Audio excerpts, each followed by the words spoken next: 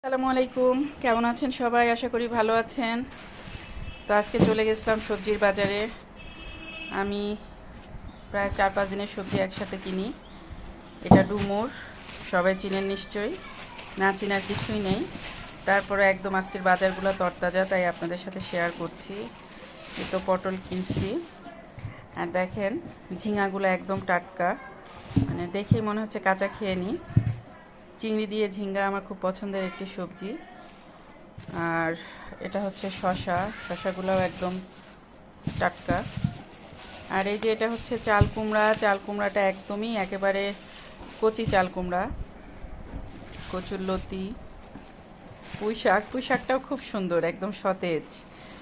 এটাকে অনেকে আমাদের এলাকায় বানের বানের পুঁই শাক বলে। চাল কুমড়াটাও বানের বলছে, ঠিক জানি না যে আসলেই সত্যি কিনা। আর এখানে আমড়া কিনেছি আমি।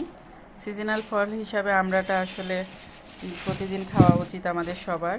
আর সবজিটা খাবেন বেশি বেশি। এখন আমাদের সবারই মানে বিভিন্ন মাংসের চেয়ে মাছটা খাওয়া ঠিক আছে, তো মাংসের চেয়ে লাল মাংস যেগুলো, সেগুলোর চেয়ে একটু সবজি খাওয়াটাই মনে হয় বেশি ভালো। ওগুলোর পরিমাণ কমাই দিয়ে সবজিটা খাবেন বেশি বেশি, সুস্থ থাকবেন। আর প্রতিদিন একটু করে নিয়ম করে হাঁটবেন, হাঁটা চলাটা স্বাস্থ্যের জন্য খুবই ভালো। তো ঠিক আছে, সবাই ভালো থাকবেন, দেখা হবে আরেকটা ভিডিওতে। আল্লাহ হাফেজ।